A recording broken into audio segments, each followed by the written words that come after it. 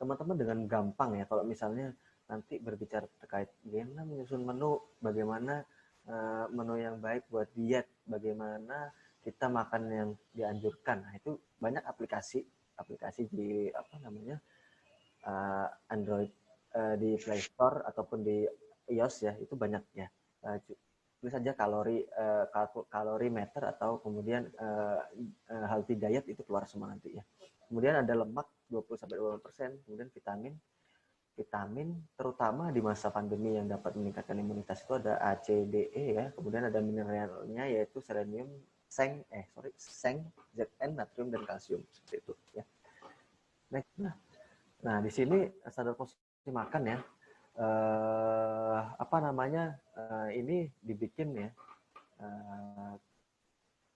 Kita ada makan pagi, makan siang, kemudian selingan. Kalau kita puasa itu biasanya dimulai dari buka puasa, makan malam, selingan malam, kemudian sahur.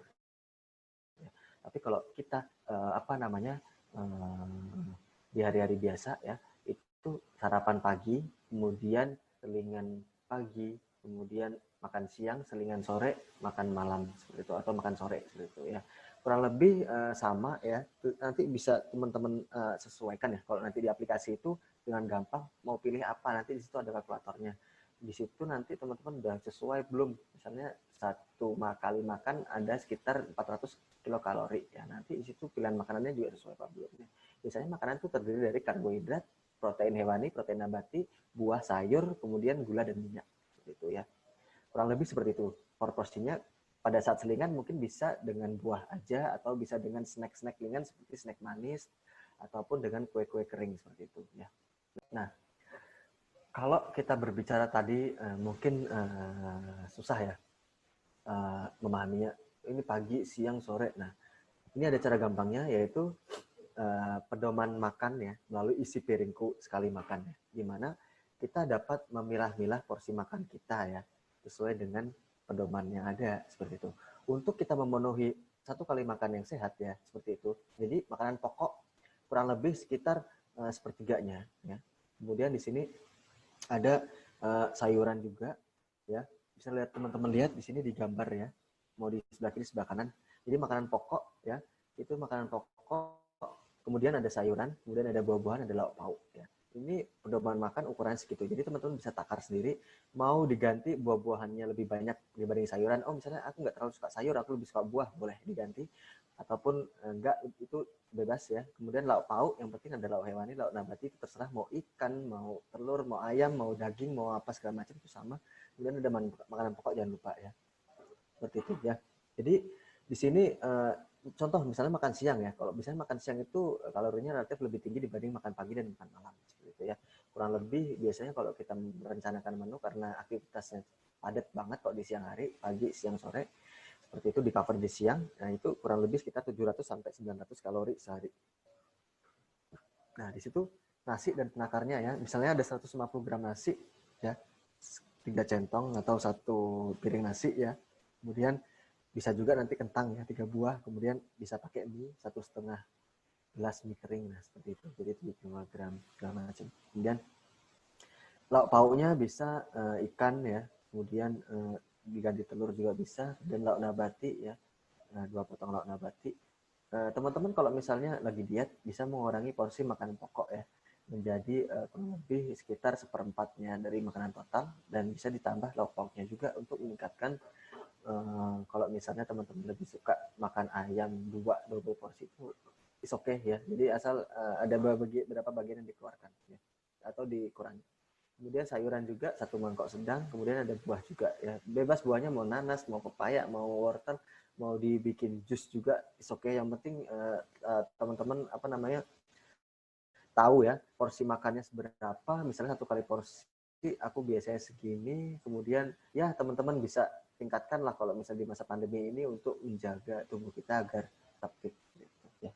Dan lupa juga minum minum air putih 8 gelas ya. Mungkin bisa minum air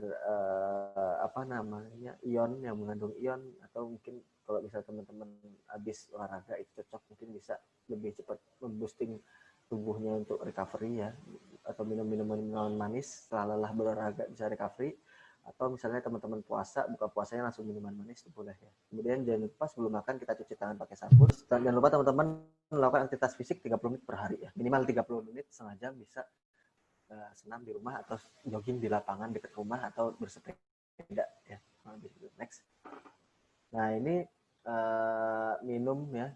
Di seimbang kita minum 2 liter atau kurang lebih 18 kalau di puasa ya. Kalau misalnya teman-teman yang nanti ibadah puasa Senin Kamis ya, bisa 1 gelas setelah bangun sahur, kemudian 1 gelas selepas sahur ya, kemudian 1 gelas saat berbuka puasa, kemudian 1 gelas setelah sholat maghrib, setelah sholat makan malam, setelah sholat isya, kemudian sholat tarawih belum tidur. Jadi tiap ada aktivitas atau ganti-ganti sholat apa, mulai dari buka puasa sampai sahur itu bisa minum 1 gelas kayak gitu. Itu bisa diganti-ganti tergantung dari selera teman-teman sendiri. Yang penting minimal kita minum 8 gelas per hari untuk menjaga kecairan ya.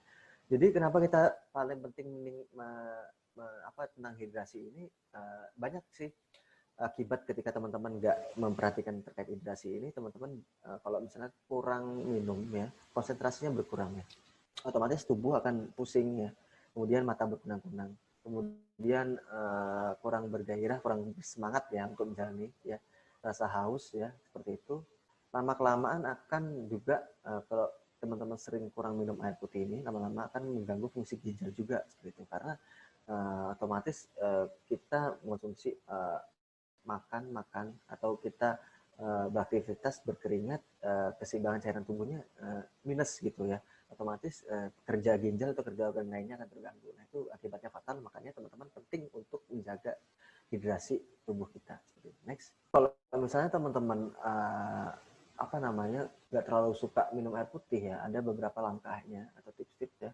Kemudian teman-teman bisa juga melalui bikin jus ya, misal semangka yang kadar airnya tinggi, kemudian pir, kemudian buah melon. Nah, teman-teman bisa ya. Kalau sukanya jus, jeruk gitu bisa ya. Mungkin itu jadi alternatif teman-teman. Kalau misalnya kurang suka sih, nggak kurang suka minum air putih, misalnya minum rasa-rasa ya, itu bisa menjadi alternatif minum jus. Lanjut, kita berbicara makanan bergizi ya. Jadi pola hidup sehat. Kalau saya sebagai orang gizi berbicara terkait makanan ya. Jadi vitamin C ya.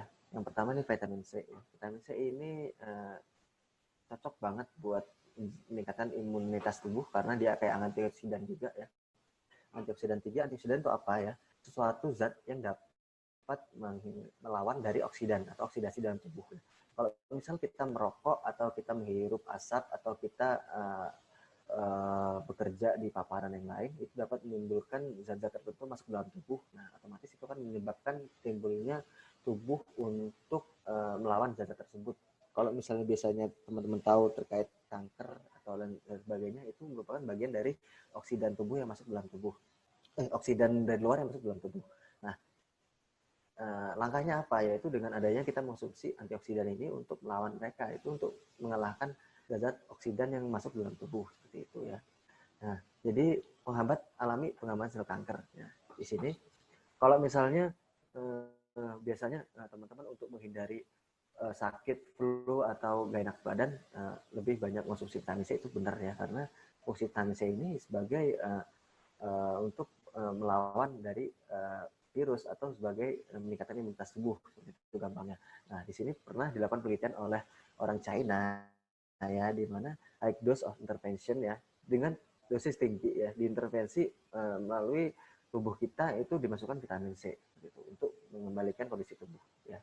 Kalau misalnya kita berbicara kebutuhan laki-laki sih kurang lebih 90 mg, perempuan 75 mg. Beda halnya dengan perokok, otomatis naik 100 kali lipat menjadi 1000 mg per hari. Next, vitamin D ya. Jadi vitamin D ini ada sedikit dalam tubuh, akan tapi lebih banyak memerlukan prekursor. Prekursor itu perantara untuk mengaktifkan vitamin D dalam tubuh ini. Contohnya adalah menggunakan matahari, sinar matahari. Ya. Jadi dengan adanya kita mereaktifkan vitamin D ini, otomatis ini akan meningkatkan sistem imun tubuh. Ya, seperti itu. Jadi teman-teman perlu melakukan aktivitas fisik di luar pada pagi hari, kurang lebih sekitar pukul 9 sampai pukul 10, seperti itu. Berjemur atau sekitar jalan-jalan, atau teman-teman juga tak lupa untuk terkena sinar matahari ya, karena itu lebih menyehatkan tubuh kita. Ya. Next. Kemudian vitamin E ini fungsinya sebagai antioksidan juga ya, meningkatkan imun ya. Kemudian banyak kan tadi vitamin C, buah-buahan, sayur-sayuran, kemudian vitamin D bisa juga dari telur atau dari daging-daging. Nah itu lebih sedikit nantinya kalau masuk dalam tubuh kita perlu prekursor untuk mengaktifkannya yaitu dengan adanya paparan sinar matahari. Nah, kemudian vitamin E ini banyak ditemukan di seperti buah-buahan, sayur-sayuran juga ya, kemudian daging, seafood itu banyak juga mengandung vitamin E ya. Karena vitamin pada dasarnya makanan-makanan ini banyak juga mengandung vitamin E seperti apa namanya biji-bijian atau lain sebagainya kayak gitu ya. Jadi jarang ditemukan orang ketika makan gizi seimbang itu jarang ditemukan orang kekurangan vitamin E seperti itu ya. Jadi vitamin E ini meningkatkan fungsi imun. Selain juga sebagai biasanya kalau kita berhubungan dengan kecantikan atau kebugaran itu biasanya vitamin E ini cocok untuk anti aging seperti itu atau menunda penuaan. Karena sifatnya sebagai antioksidan yang kaya banget. Next, masuk ke ZN atau Seng ya. Seng sebagai pengembangan sistem imun bawaan ya. Jadi adaptif ketika ada virus masuk, dia langsung bereaksi pada virus tersebut ya. Jadi untuk pencegahan adaptasi ya seperti itu ya. Jadi kalau menyebabkan adanya gangguan hemostasis itu gangguan apa namanya metabolisme dalam tubuh ya, keseimbangan CA, NAK itu kan gangguan ya, itu biasanya mengakibatkan penyakit autoimun pada manusia. Jadi pada beberapa penelitian juga terkait COVID ini, jadi ZN2+ ini maksudnya zinc ini sendiri, kemudian pyridinoin ini salah satu metionin atau salah satu antioksidan juga nanti menghambat perkembangan dari mungkin tadi beberapa zat-zat gizi telah disampaikan ya, ini dirangkum secara semua ya. Mulai dari awal tadi sampai sekarang ini intinya ya. Jadi ada lauk pauk ya, lauk pauk kita gampang ya. Kalau misalnya kita makan itu tempe, telur, ikan, ayam, kerang, udang, daging. Nah ini semuanya gampang untuk kita peroleh ya. Misalnya kalau kita bosan makan ikan bisa tempe atau bisa telur ya, yang murah ya. Kemudian kalau misalnya ada rezeki lebih bisa makan ayam atau makan daging. Kemudian kalau misalnya bosan lagi bisa kerang atau udang. Nah ini kaya akan zat-zat gizi tadi yang saya sebutkan kayak gitu ya. Dan buah dan sayurnya jambu merah ya, kayak vitamin C, pepaya ya. Kemudian jeruk, pisang, buah naga, wortel ya. Sayuran bayam, kacang, brokoli ya. Ini yang biasanya tinggi-tinggi kaya akan serat, kaya akan vitamin dan mineral. Kemudian rempah-rempahan ya, yang diketahui empon-empon dan segala macam itu bisa berupa jahe, kunyit, cengkeh, kayu manis, cabai merah, bawang putih itu misalnya nanti dibikin ramuan apa, wedang jahe atau kunyit, beras kencur dan sebagainya itu juga meningkatkan imunitas. Kemudian pangan fermentasi ini apa? Jadi proses pengolahan lebih lanjut. Misalnya dari susu difermentasi menghasilkan yogurt, ya. Kemudian dari ketan difermentasi menghasilkan tape, ya. Kemudian dari kedelai difermentasi menghasilkan tauco, ya. Kemudian dari apa namanya daging difermentasi menghasilkan didih, ya. Gatot, pokasam dan lain sebagainya. Ini pangan fermentasi ini juga tinggi akan zat gizi untuk imunitas. Kemudian minuman ya, air putih atau teh hijau dikonfirmasi banyak penelitian juga mengandung antioksidan yang tinggi ya. Kemudian air kelapa sebagai penetrasi racun, kemudian bagus juga kalau buat revitalisasi setelah olahraga atau aktivitas fisik, menyegarkan juga. Kemudian susu ini juga kayak akan zat gizi yang lengkap seperti itu ya. Kemudian tak kalah pentingnya yaitu prebiotik ya, probiotik, prebiotik. Kalau misalnya teman-teman mungkin ada yang pernah dengar gut immunity atau imunitas berasal dari gut atau pencernaan, itu benar ya, karena imunitas itu tergantung dari kondisi pencernaan kita ya. Kalau kondisi pencernaan kita bagus, otomatis makanan yang kita konsumsi dicerna dengan baik, zat gizinya terserap dengan baik juga oleh tubuh kayak gitu. Kalau misalnya pencernaan kita kurang baik, otomatis sedikit yang akan terserap oleh tubuh seperti itu. Nah, kayak gitu ya. Jadi prebiotik ini bisa biji-bijian, kacang-kacangan, sayur-sayuran, buah-buahan ya. Kemudian ada juga suplemen, kalau misalnya dirasa perlu, teman-teman ingin praktis boleh mengonsumsi suplemen seng, SE, kuprum atau vitamin multivitamin kompleks. Kemudian bisa juga kalau teman-teman yang suka madu, bisa gulanya diganti madu, oke, nggak apa-apa. Kemudian propolis itu bagus, propolis banyak gunaannya, salah satunya sebagai antioksidan tinggi juga, mengurangi antiinflamasi dan segalanya. Kemudian ada probiotik. Probiotik itu sebagai bagian dari gut metabolism itu sendiri atau metabolisme pencernaan. Probiotik dan probiotik. Yang terakhir yang ingin saya bahas mengenai tips tetap sehat dan bugar ya. Teman-teman dalam menjalani aktivitas ya di era new normal ini ya, makan minuman yang aman ya. Aman dalam artian terjamin lah pengolahannya kayak gimana, bersih, higienis dan sebagainya. Jadi anjuran isi piring itu perlu dilaksanakan kayak gitu ya. Jadi teman-teman harus memperhatikan itu pedoman standar untuk orang sehat untuk konsumsi gizi seimbang. Jadi dalam gizi itu kita berbicara terkait gizi kurang, gizi lebih, dan gizi seimbang kayak gitu ya. Kalau misalnya kita ingin mengurangi, itu biasanya berhubungan dengan kalori defisit atau diet, kemudian kita ingin menambahkan itu kalori ekstra atau menambah kalori. Nah, tadi kita berbicara terkait diet gizi seimbang kayak gitu.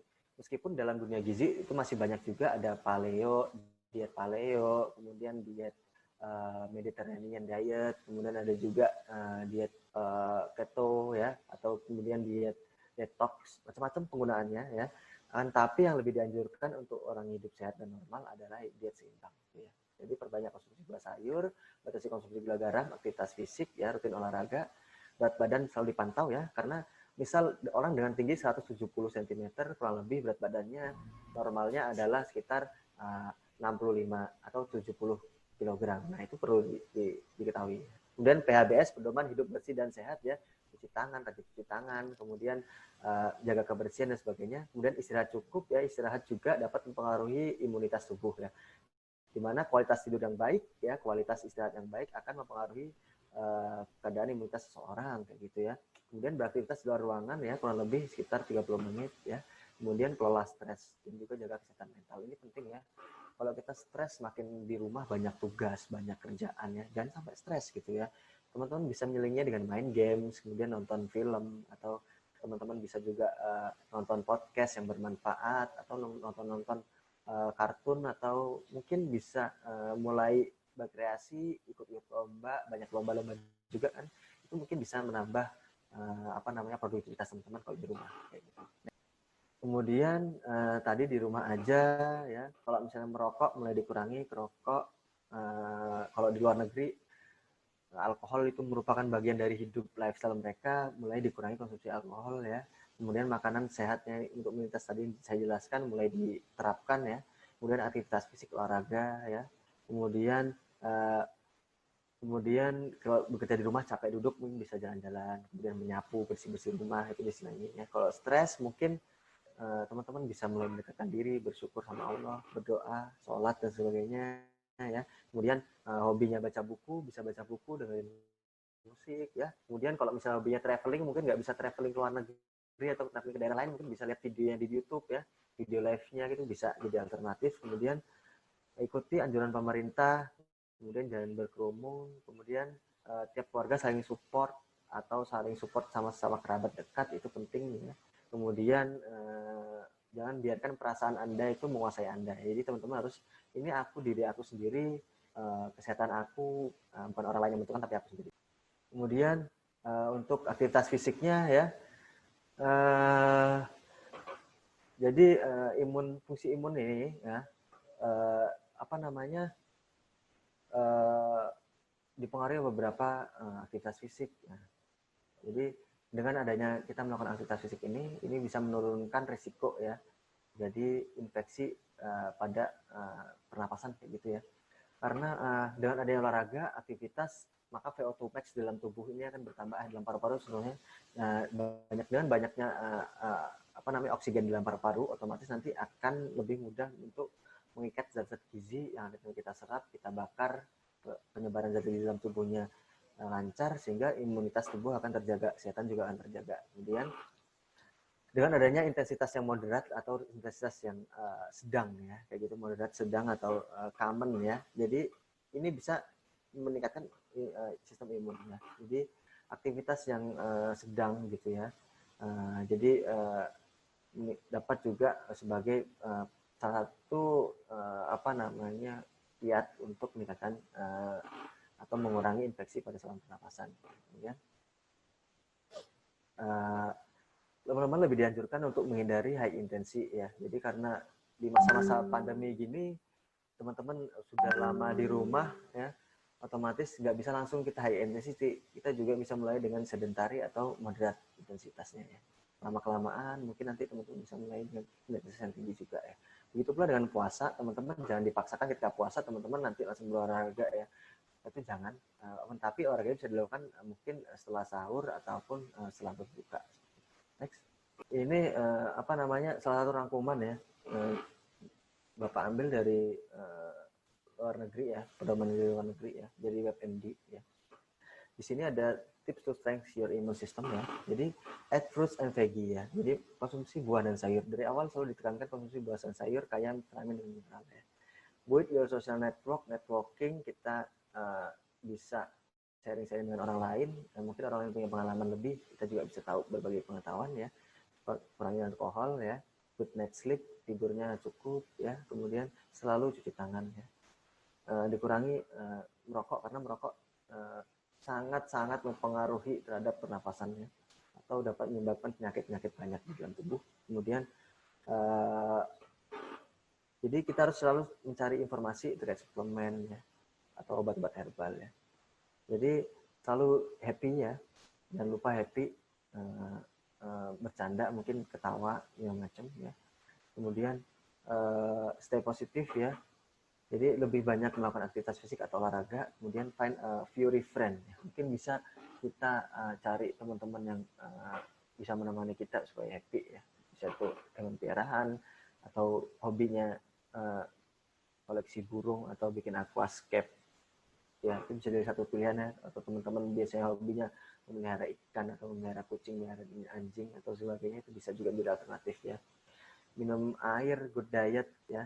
Kemudian good sleep, exercise regularly, itu adalah simple sih sebenarnya yang harus kita lakukan untuk menghadapi adaptasi baru ini, di mana sudah orang-orang bebas melakukan aktivitas, semua di umum segala macam, dan virus corona ini kalau menurut saya masih akan terus berjalan sepanjang waktu, di mana seperti hanya influenza aja ya.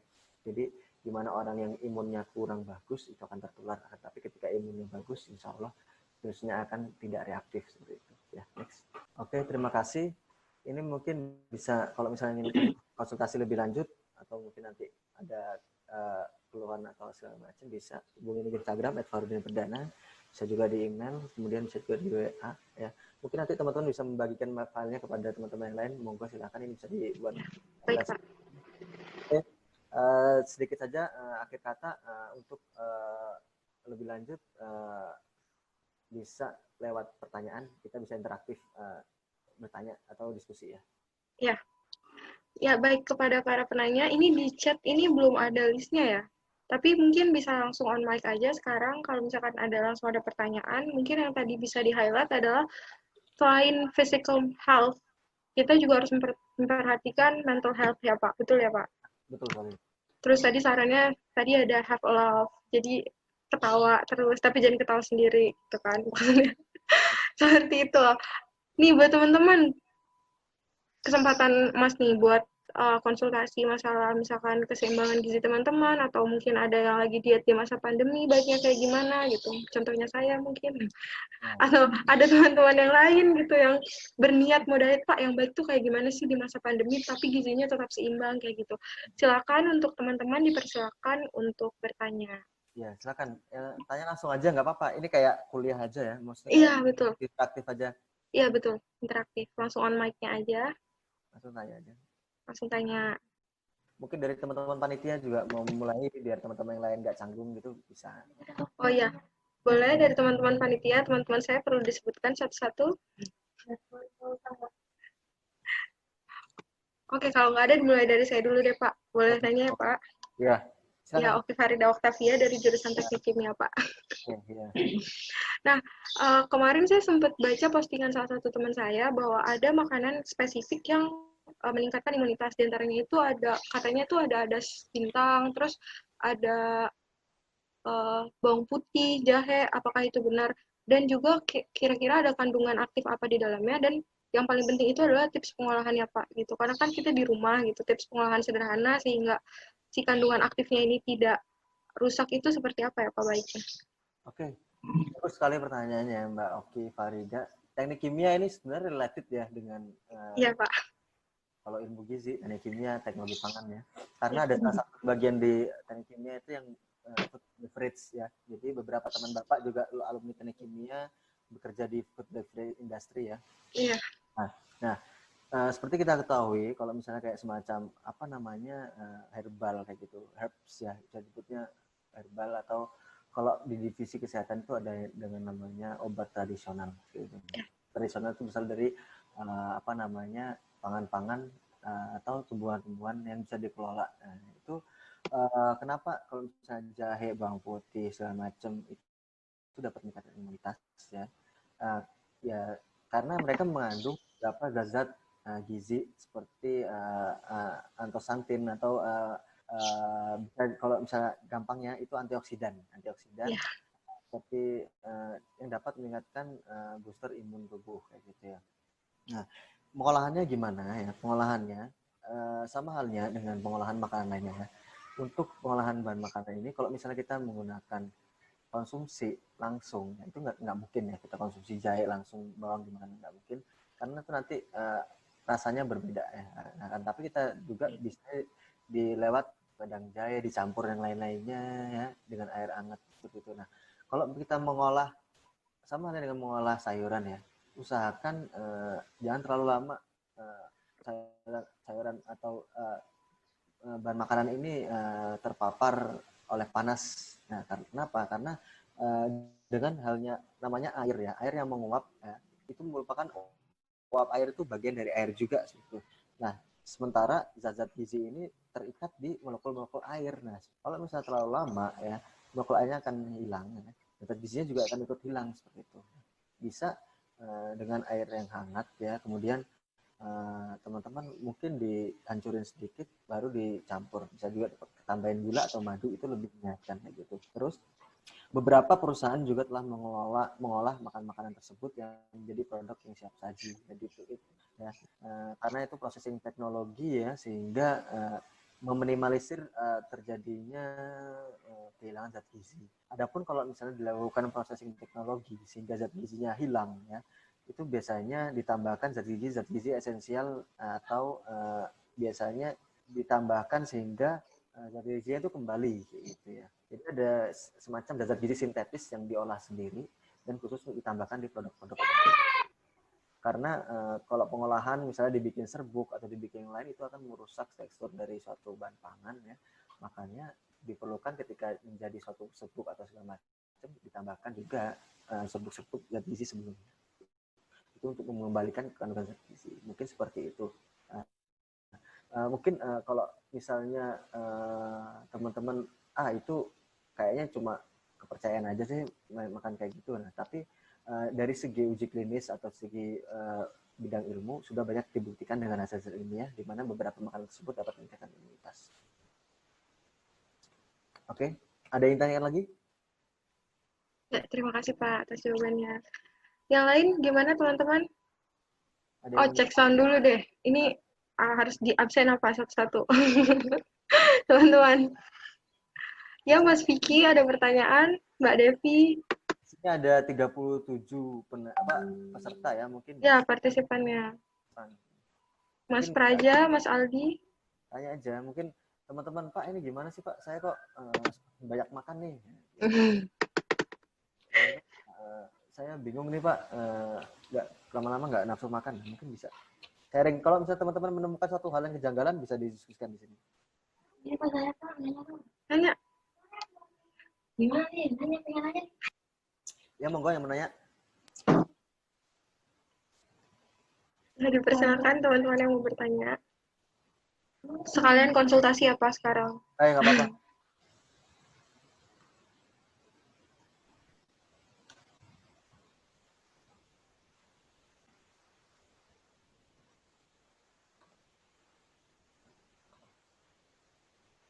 Teman-teman yang lain ada yang ingin dipertanyakan?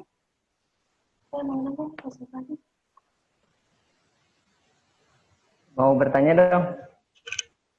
Monggo Om. Ya, dipersilakan.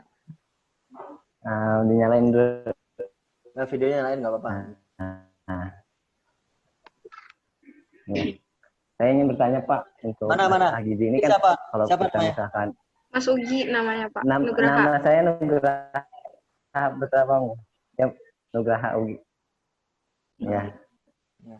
Biasa dipanggil Ugi. Saya dari jurusan ini apa? Fakultas Pertanian Oh iya, monggo Mas Ugi Nugraha. Untirta. Nah,